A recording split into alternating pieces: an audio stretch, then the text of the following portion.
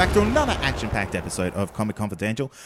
This week, we're only talking Stranger Things. Only Stranger Things. Now, there's a couple of reasons why we're doing that. And one is because, that's Cade, by the way. I'm Troy. Didn't even intro it this week. Oh, wow. But they know who we are by now. We're 98 episodes in. Well, there's always new listeners every course. week. If you are just joining us, that voice is Cade. That's me. Yes. And I am Troy. So the reason why we're doing Stranger Things this week is because you are actually, this is magic, because you are right now in Vanuatu. I'm relaxing on a beach with a cocktail or two. How am I even talking to you? The magic of technology. Troy, just if you listen really carefully, you can hear the waves. Pretty amazing, right? It's magical, except now I'm just picturing you in a Speedo, and I'm terrified. It's amazing, right? Goddamn terrified. You are actually on holidays, and this is the reason why we're doing this. We pre-recorded this episode, so in order to keep it as easy as possible for me to get this out to you, because I don't know the technical side of these things, you guys. I don't know how to do it. I just come on here and I use my voice to make words and stuff. Yeah. And I do that every week. What I don't do every week is edit or anything else. How about this? How about, because we usually deliver some news, maybe 3 to 6 kind of topical news stories. Yes. Do you want to guess some news? Oh, God. The Rock is no more. The Rock is no more? The Rock is no more. Ooh. All the talk of The Rock in last week's episode has just kind of really Rock fatigued, and he's gone into an Odin sleep. Yeah, well, actually, it's probably more the fact that everybody's like, actually, yeah, you know what? We've had enough Rock. Yeah. And they all went out there and they boycotted, and they're like, what do we want? Not Rock. When do we want it? Like now-ish. And you know what? Paper sales and scissor sales went out through the roof. Went through the roof. Rock is overrated. He's probably done by now. Yeah. In a week, we managed to kill The Rock's career. That's I like that. Yeah, well done. What else did we try to get petition? Oh, Channel 7 has now started to show Agents of S.H.I.E.L.D. nightly. Nightly. It's going back and it's playing past episodes, future episodes, and everything in between. Yeah. Now, how is it doing that? I don't know, because I also don't know how we do that with our episodes. It's something to do with Patreon. I think you sign up to Channel 7's Patreon account, and you get early access to future episodes of Agents of S.H.I.E.L.D. Yeah, amazing. So that's happening. What else? Giant monsters have attacked New York City. Justice League reviews all came in, and it's got a 99% fresh rating. Yep. Yeah. There are some absolutely magical news stories. Water was discovered on Mars, and Matt Damon is off to film The Martian 2 because of it. He's going to grow vegetables in his poo. Yeah, but he's going to have water this time, so it's going to be easier. Yeah. Yeah, he's going to grow some mad vegetables. Amazing. Yeah. Do you reckon he got high? You know, like when you eat magic mushrooms? Oh, because they grow in cow's poo? If I've learned anything from listening to rap music, it's that you never get high off your own supply. Yeah. So don't eat your own vegetables that you grow, kids, because you don't know. Drugs are bad. Yeah, drugs are bad, I guess. Listen to Biggie. He'll let you know. That's probably it, I guess. Yeah, I think we've covered that's all the news stories. Yeah. Nothing political this week. Nah. We've had our one for the year, so that's it. What else? Nothing. Let's get into some Stranger 2 talk, my friend. And naturally... Stranger 2? Stranger Things 2 talk, my friend. That sounds so difficult to say. Stranger Things 2 talk? Yeah, I got it. Nailed it. A little tongue twister. Yeah. A little titty twister. We are naturally going to be talking about Stranger Things 2 because last year we spoke about the first series of Stranger Things around the same time. It was roughly around the same time. I believe it was episode 38. And we were trying to figure out whether Stranger Things was the best show on TV. Now, you actually recently announced that it is one of your top 5 all-time live-action TV shows. Is that correct, sir?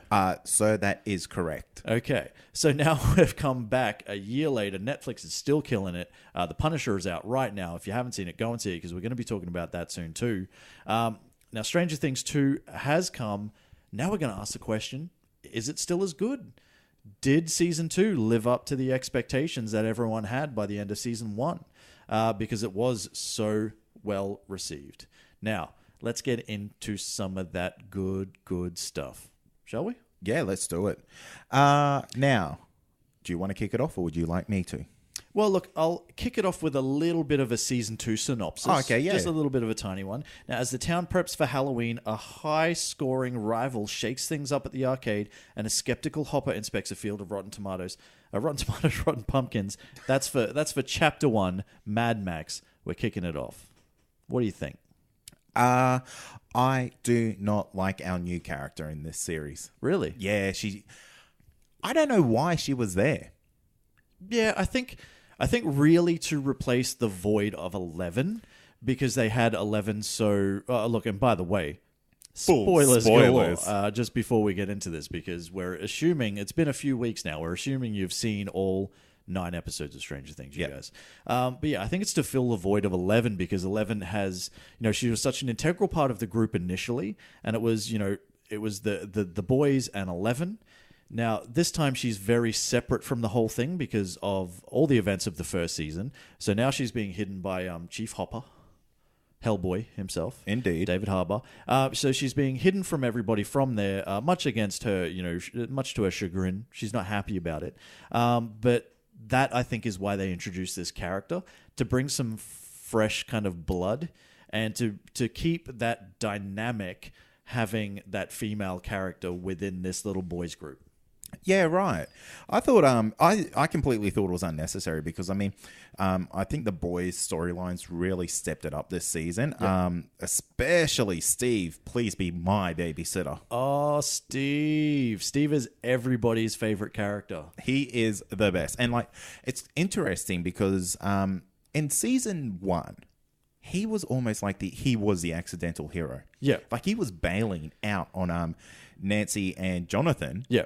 Because the Demogorgon was there and he kind of ran into it. And he's like, well, shit, now I'm here. Yeah, pretty much. And this season, he kind of stepped up and became who he should have been last season, which I really liked. That was a really good character development on his behalf. Dustin? Sorry. No, I was just going to say, just touching on Steve, because we'd all like to touch on Steve a little bit. Just a little bit. But touching on Steve, what I did like about this is that, we knew at some point Nancy and Jonathan were definitely going to get together. 100%. That was always going to happen. We knew it was going to happen. But what they didn't do, and what I really appreciate that they didn't do, is they didn't make Steve the bad guy at any point during this. Yeah.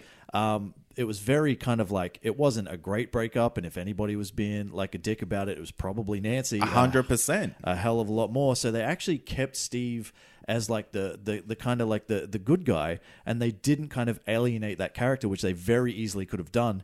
But I think based on the popularity of him from the first season, they couldn't really do that. So they've made him this kind of the babysitter, the hero. Yeah. Yeah. And I think that was a really good way of handling that whole situation. Yeah. Because one thing in this season is that we noticed Jonathan really takes a back seat and only is kind of Nancy's love interest. Yeah. To kind of distract her away, I guess, from Steve. Yeah. And to and basically just have sex with her at some random dude's house. Yeah. Some rando nut jobs. And I tell you what, couch. That was a really random episode in the sense of the writing, because we kind of get our first, I guess, real sexual joke of Stranger Things ever. Yeah. Are you talking about the pull-out joke? Yeah. How was the pull-out? Yeah, and then they both look at each other I was like, oh my fucking God. Hilarious. Yeah, because these are fucking teenage kids, dude. Exactly. So we shouldn't even really be referencing it at all. But they went there and they let the kids even look at each other awkward. It was funny. It was funny. I got it. But it was just so out of left field. Yeah. So let's talk about the story as a whole, because effectively this is set months after the events of the first season. Yep. And what we have now is we have kind of it's the upside down, because I was a little bit confused sort of initially and towards the end. Yes. And after it was finished and right now. So where is the upside down? What is the upside down? What is the upside down? Because it seems like the rules are different this season. It does seem like the rules are different. Now, I understand that, in the same location, they've still got the opening and there's still all that sort of stuff, but it seems like it's kind of reaching its roots through the town, and kind of it's kind of reaching its roots through the town of Hawkins and kind of trying to find a way to open up, like, so the shadow monster can come out and rule on Earth. Is that kind of what's happening? And Will is like Will is the vessel. Yeah, is he like? Is that kind of what it is? Look, there were some confusing moments. I'm not going to lie. Yeah, look, this season wasn't as clean in, I guess, its development as last season, and probably a large reason of that is 11 is missing for a majority of this season. Yeah. We get 2 episodes that really focus around her, and maybe another half in the final episode. Yeah. But yeah, her story is really disjointed from everything here, and considering that she's such a key part of everything, I think that's why it just didn't work as well as last season's plot. Yeah, I guess like for me, like 11 was one of the best things of the first season. Yeah. And they kind of didn't do the character any justice, because when you did get to spend time with her, you were kind of like, yeah, let's spend some time with 11. Yep. But it's kind of like, when is she going to join the group? When is this going to happen? Please make this happen soon. And it is dead set the second last episode. Yeah. And that is the reunion. And yes, they've got to build to this reunion. I understand that. But I think to wait 7 episodes before they actually get one of the best things of the first season back to the group of kids that we, have grown to love, I think it was a little bit of an injustice to the character by keeping her so isolated from everything else. And yes, she did have her own little story arc and, found her mother and, sister and her Indian sister and all that sort of stuff. But sister from another mister, I want to say. Yeah, I like that. Yeah. But what did it do? Yeah, like what was it for? What was the purpose of it all? Did she learn more about herself? Not really. I guess she learned that she could channel her powers a little bit better. Yeah, that's probably it. And that was it. Yeah. So I feel like they could have done that a lot quicker, and we could have gotten her back into the action with the boys and Steve. Yeah, 100%. I want to talk about the new kids on the block, and that's Max and Billy. So Max is the little redhead girl who is obviously the arcade champion, Mad Max. Yep. That kind of steals Dustin's and Lucas's heart, which kind of created an interesting, I guess, dynamic between those two boys. But I really don't care about young people love stories. Yeah. I feel like it's too disjointed from what actual reality is. I don't care. I can't connect with it. And they're what, 8 years old? They're like 12 or 12. something. Whatever. Look, like I would agree to a sense, and there are a couple of little love stories that are going on. There's probably 3 if you look at it. There's Steve, Nancy, and Jonathan. Yep. And then there's potentially Chief Hopper, Joyce, and Bob, the unsung hero. No heroes wear capes, Bob. We'll get back to that. That's this season's Bob. Yeah. It's Bob and Bob. Yeah. And then you've got the little, the little love triangle between, who is it? It's between Max, Dustin, and Lucas. And then you've also got, you've got 11 is having a bit of a thing with Mike from a distance. Which is cool. Until the end. I dig that. I mean, there's a history there. Yeah.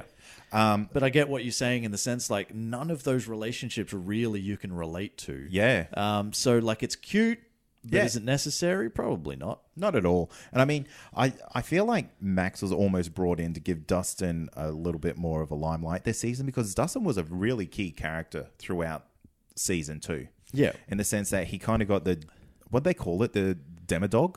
Yeah. The demodog. Yeah. Like, he kind of nurtured that. Dart or whatever its name was. Yeah. Yeah. All because he wanted to really impress Max. Yeah.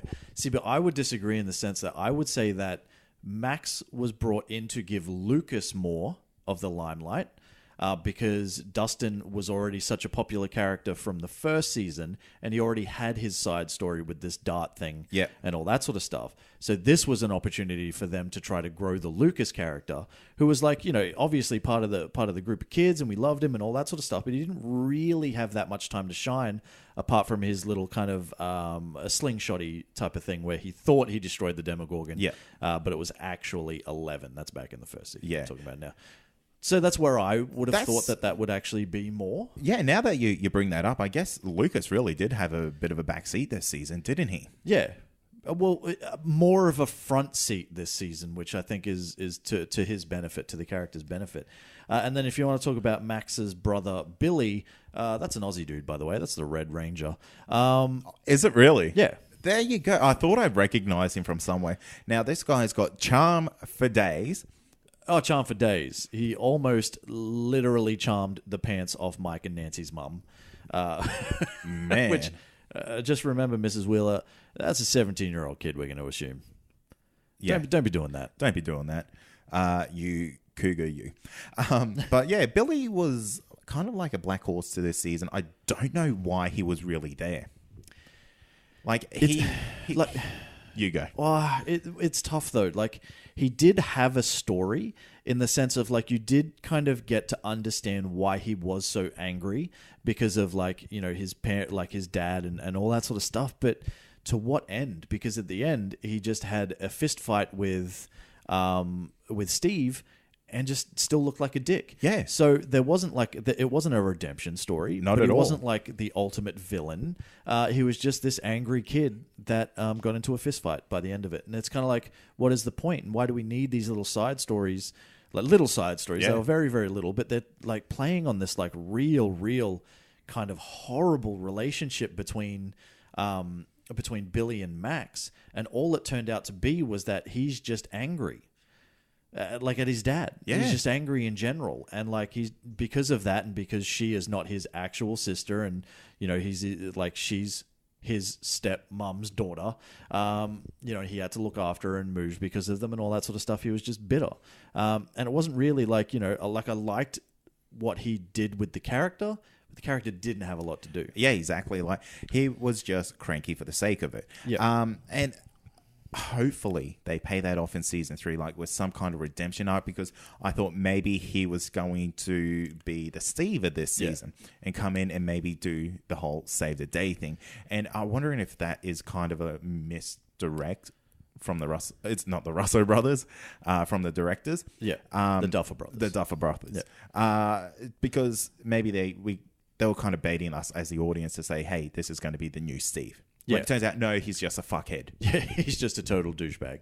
Now, we cannot talk about the people in this show without talking about Noah Schnapp, who played Will Byers, who, for a kid that is, I don't even know how old he is. I'm going to assume he's probably he's 13 years old, goddammit. Wow. For a 13-year-old kid, holy shit, can this boy act? Definitely. I thought this was really a great way of kind of like having the upside down control a person as a parasite. Yeah. Oh, for sure. 100%. And that's kind of like we got a little bit more information about what it is and stuff like that. So, you know, while it was still very confusing about what the whole thing was and what is the shadow monster and what's it trying to do and, you know, all that sort of stuff, what we did learn is that it's actually it acts like a parasite.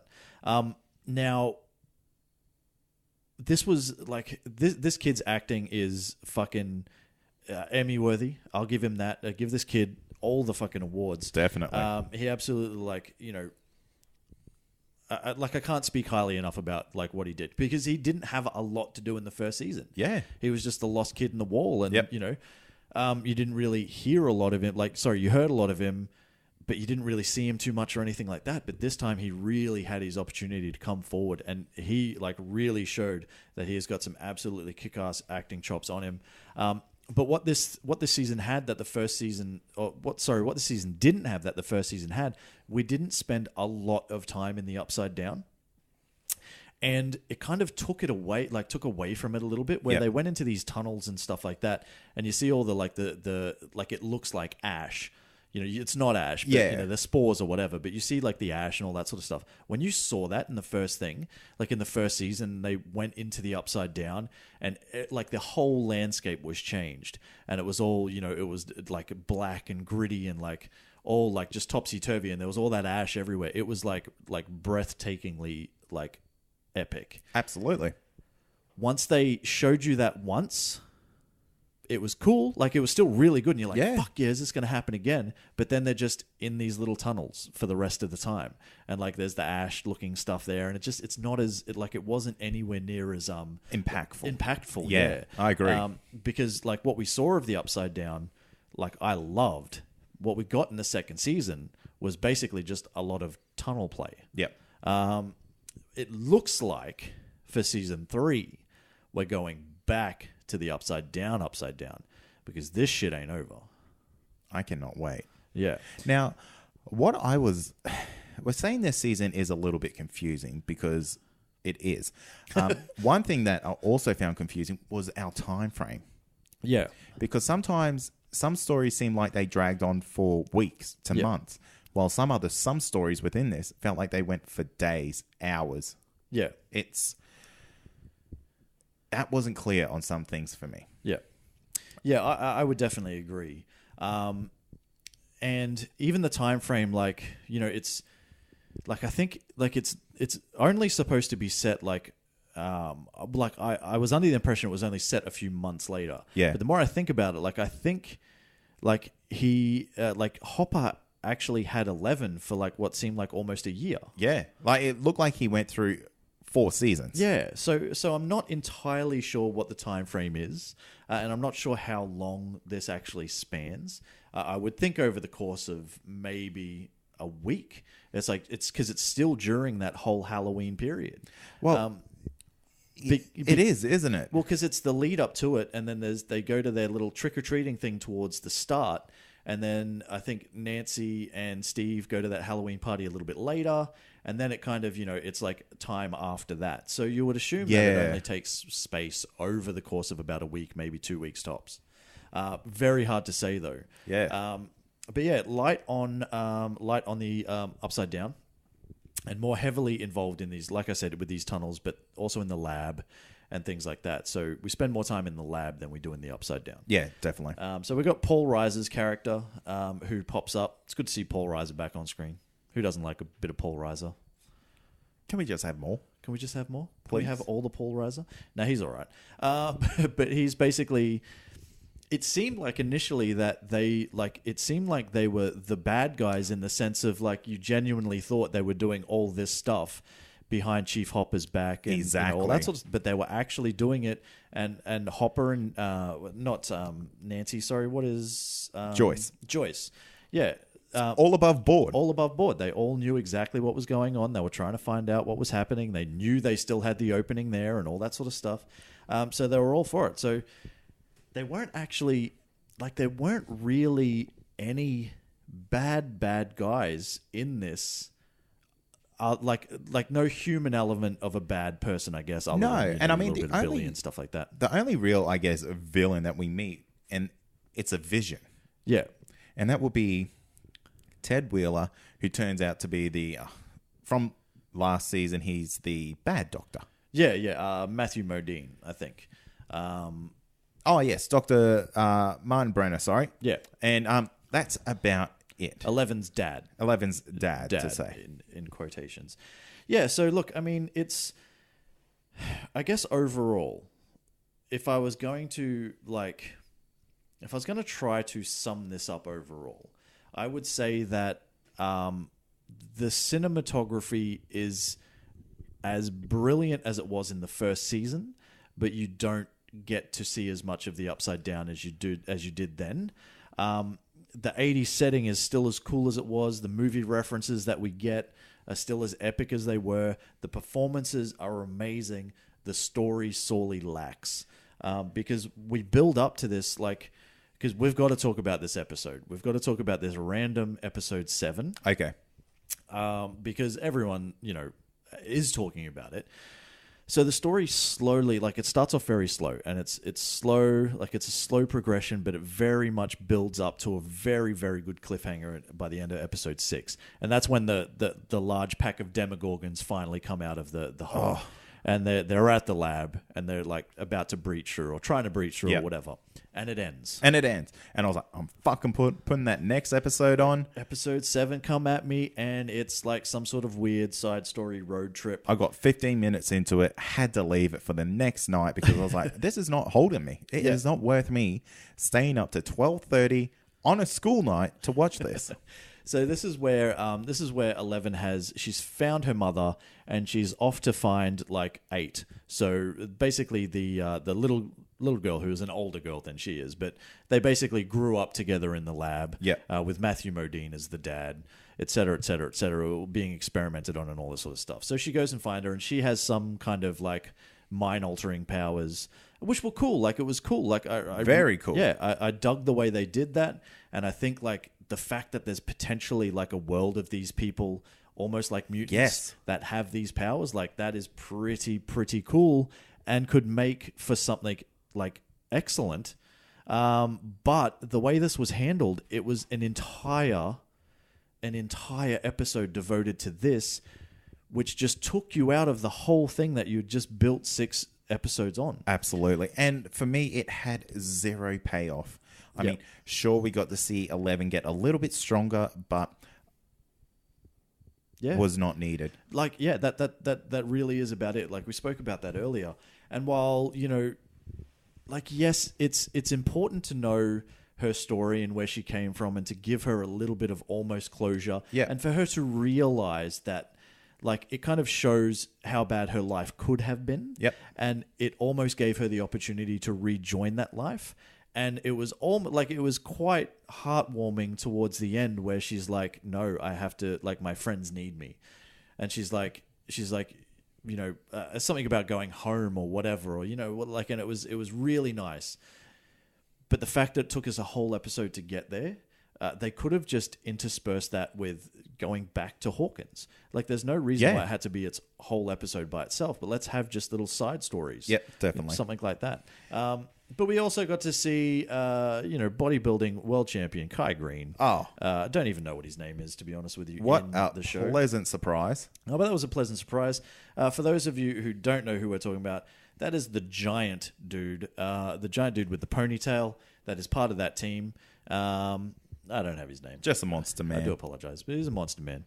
An absolute monster man. He actually acted a lot better than I thought he would. I'll give you Absolutely. that. I was genuinely blown away. I had to ask you, is this who I think it is? Because he's doing a bang-up job. Absolute bang-up job. Now, I will say that a lot of people tend to agree kind of with what we're saying. Because when you look at like an IMDb, like IMDb isn't the be-all and end-all of like ratings and all that sort of stuff, naturally. But you got to save that for Rotten Tomatoes, mate. Well, yeah, exactly. But this chapter 7, The Lost Sister, rated 6.2. Oh, easily the lowest rated of the entire series, and we're talking a good nearly 2.3 points lower than every other episode. Wow, that's incredible. I think the only reason that they've really done this is maybe they have a little bit of foresight that they're trying to perhaps open up this Stranger Things world, and maybe we're going to get like Stranger Things East Coast, Stranger Things West Coast, you know, Stranger Things Central. Yeah, well, look, I don't know. I mean, there could definitely be spin-offs in the works. I don't know, based on that treatment, if it's that good. I think you would have to have it connected to this show somehow. But like the fact that they could introduce other characters that have powers intrigues me. Whether, like, if they do, like, am I going to watch a Stranger Things spin-off? Hell yes, I am. Of course I am. Stupid. So that's definitely going to happen.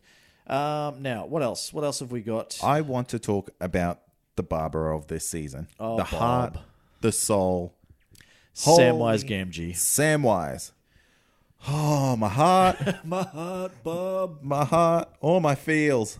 Bob. This is one thing this season did right. Bob is all of us. Bob is that weird, scared dude that, you know, when like everything, he's not weird, but you know what I mean? Like he's a bit of a nerd. He's a little bit of a geek. Bit of a geek, bit of an outcast. Yep. You know, he's not a hero. You know, he's kind of, but when his time comes to shine, he shines brighter than anybody else. Absolutely. And he absolutely steals the show in his particular episode. Unfortunately, his swan song when he leaves. Yeah. Us for good. It really is, like, for a character that was introduced in this season and didn't have a lot of screen time, like, it was kind of like, holy shit, Bob just died. Yeah. Whereas Bob, who honestly gave a shit about Bob? Let's be honest. Yeah. You didn't. No. I didn't. Justice for Bob? No. No. Justice for Bob. Just this for Bob. And I'm doing a finger. He's doing a finger. Yeah. No, you know what? Compare the two. I want Bob back. Yeah. You know, Bob is that guy that would do anything for you. No questions asked. Well, this is another thing that I liked. I think that, like, while I didn't think the love triangles or anything like that were necessary, I did like the way they handled this and the fact that at no point did they show Joyce and Chief Hopper getting together. Yes. Which I thought was really good because that is something that they could have easily sandwiched in there to make it like, because that's what people want. People want like Hopper and Joyce to get together. But they gave us this Bob character who is the complete sort of antithesis of Hopper in the sense that like he's not like this big, you know, law enforcement, like gung-ho, you know, savior of the world kind of thing. He just waddles around. He's just this really nice dude that really likes Joyce and her kids and, you know, but still has his hero moment. And I think, like, I really appreciated the fact that they didn't kill off Bob and then just push together those other two characters just for the sake of doing it, because that's what people want, apparently. And you know what? I don't want Hopper and Joyce to get together because I feel like it's a dynamic that it's not going to really excel the show any further. Exactly. Let them have whatever tension they may have. Just don't make it happen because we've seen so many TV shows that kind of go downhill when we have our main, I guess, love interests actually become the couple. Yeah. And it doesn't work. It doesn't work. It doesn't always work. No. The relationship between Hopper and Eleven, that's what we need. That's amazing. Yeah. And my God, you know, my heart was broken when Bob is down there and he's gone. He's like, where's Bob?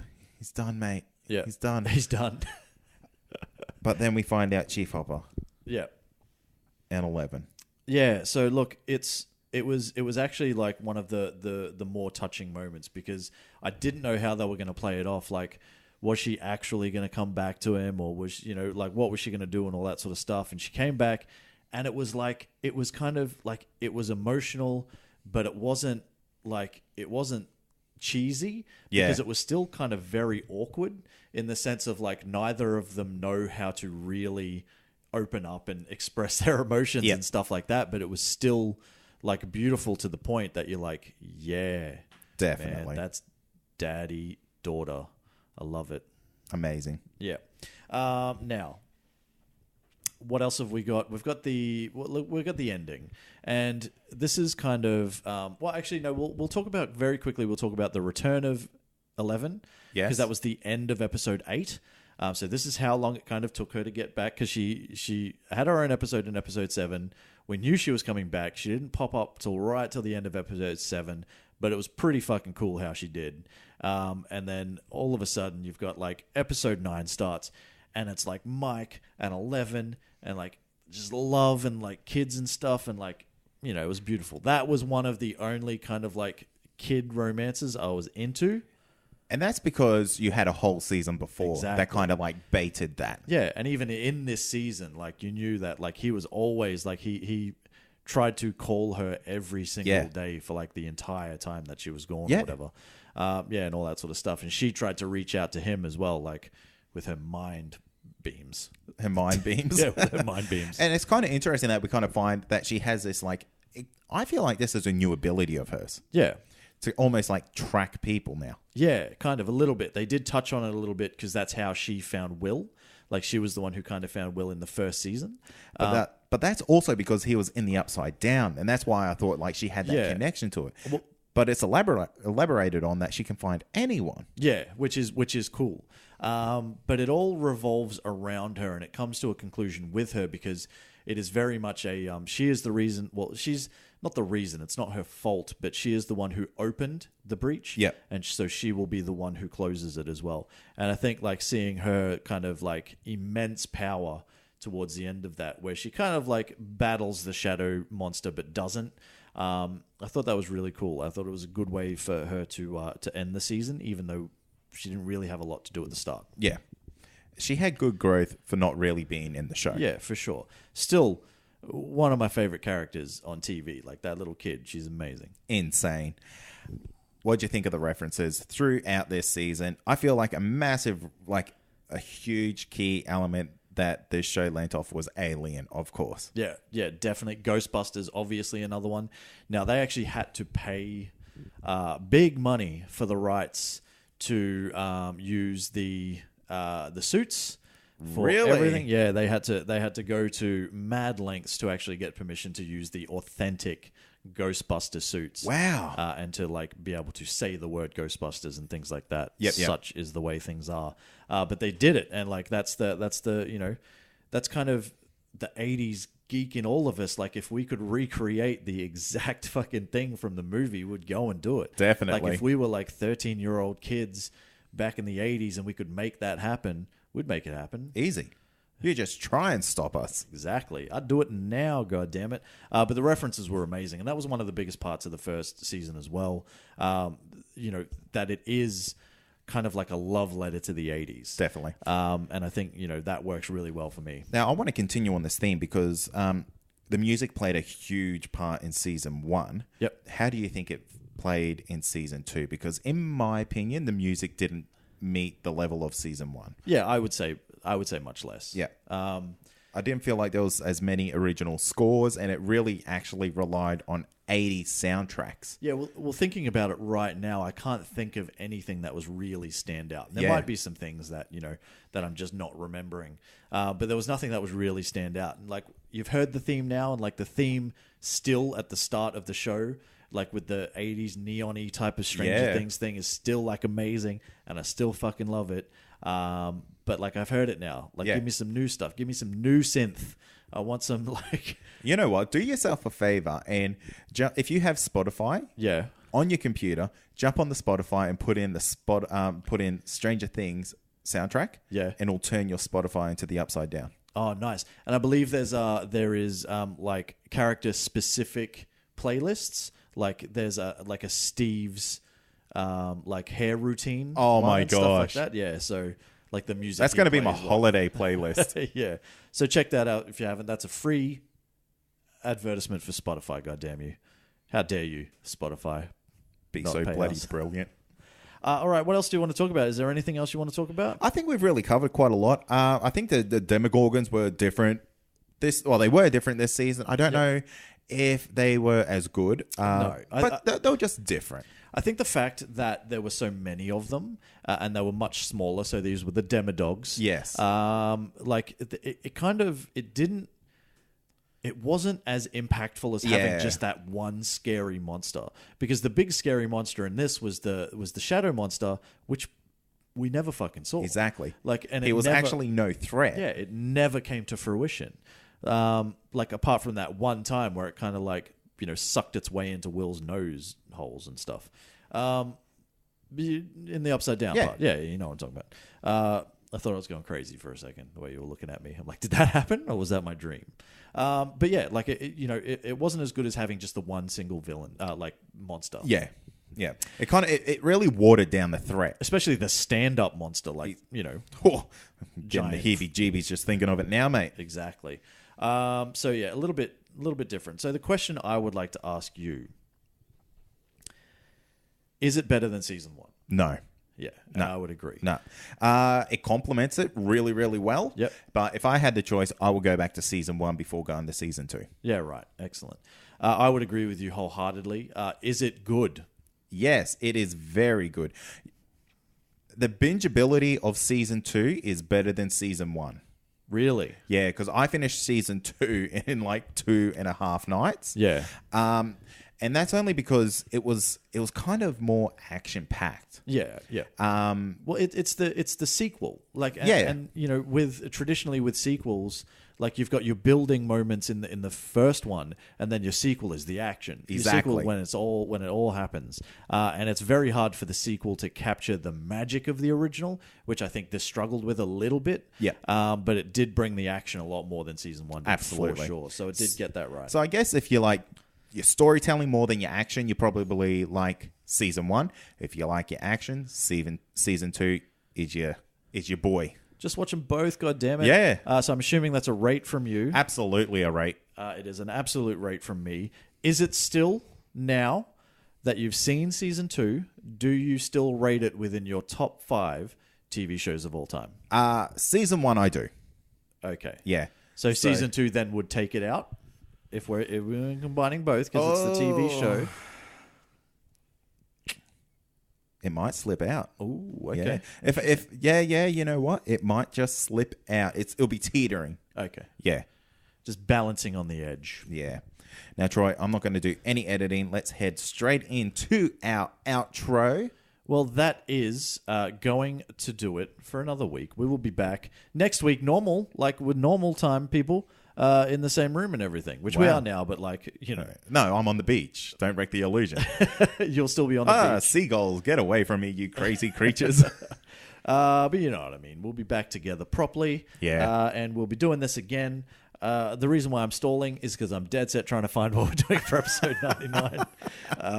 But I cannot seem to open it. I'm assuming, though, it is going to be the Punisher wrap-up. Of course it is. Why wouldn't it be? So that is next week, which is It's just 2 next weeks away week. from right now. I'm so confused. Yeah, so that's happening. Hey, man, let's thank some people. Let's thank the listeners, subscribers, and who else, Troy? The reviewers. You guys are absolutely amazing. Let's hey, get to 100 by 100, guys. Come on, let's 100 by do 100. this. I'm going to predict that by the time this episode comes out, we're on 90. Ooh. Oh, damn. Which means we've got, like, dead set 2 shows to get 10 reviews. If any listeners out there can do it, if there are any podcast listeners out there in the world, it is the Comic Confidential podcast listeners that can make this happen. 100 by 100. Let's see how we go. Okay, look, how about this? If we get close we to go. 100, how about we get some big guests on? Okay. Yeah? All right. So I'm going What's to put, close to 100? I don't know, let's say if we get into 95. All right. Let's say if anything happens at all, we'll probably get some big guests on at some point. At some point. We got some things happening behind the scenes that you guys don't know about, but we sort of do. Not so much me, but this guy's more into it. Man, I'm wheeling. I'm dealing. Yeah, you're out there every day. You're hustling. I am. I believe. Now, social media, we are there. That is Facebook, Comic Confidential. It is also Comic Confidential listener community. So, hey, jump on there, search that, join that, come and have a chat with us and a whole bunch of like-minded listeners of the show. I'll send you all the pictures of my holiday. All the pictures of his holiday. I'll send you all the pictures of my lunches that I'm eating whilst working. Don't talk about lunch. I'm very hungry right now. We also have Instagram and Twitter. That's at ComicConPod. Cade, we have a website. That's comicconpod.com. Past episodes, future episodes, and everything in between. You kind of got me. I was like... You were like mid, like... Yeah, I was like, oh, shit. I've been caught. If you want to support the show and keep producing high-quality content like this, head on over to patreon.com/ComicConPod, where you can support the show from as little as $1 a week. And you would have got, if you're already a Patreon supporter, you got this episode 2 weeks early. Damn, son. That's amazing. That genuinely is amazing. We will be back, as I said, next week. We're doing our Punisher wrap-up. We're going to have the news is back. We're going to have some listener questions. All little kind of like, I don't know, the noises that Cade puts in. What are they called? The sound effects. Oh, wait, and whatnot. Yeah, that's going to be in there. I didn't- that wasn't edited in. That's was real. That's a real one. But anyway, you guys, thanks for listening. As always, I'm Troy. I'm Cade. And this has been Comic Confidential. Cheers. Peace. Oh my God, I've spoken so much. I've said all the words that could be said. Literally said every word in the English language. All right. Anti-disestablishmentarianism. How about this? Let's binge the Punisher series this weekend, like tonight and tomorrow, and then we'll review it on Sunday and have a 3-episode recording. Fuck off. Oh, my life. Do it for the listeners, Troy. I love them, but no. If you love this podcast, then head over to comicconpod.com to check out the other incredible shows on our network. You can also support us on Patreon from as little as $1 a month. You'll get early access to all our shows, plus secret supporter content that's not available to the public. Head over to patreon.com/ComicConPod to find out more.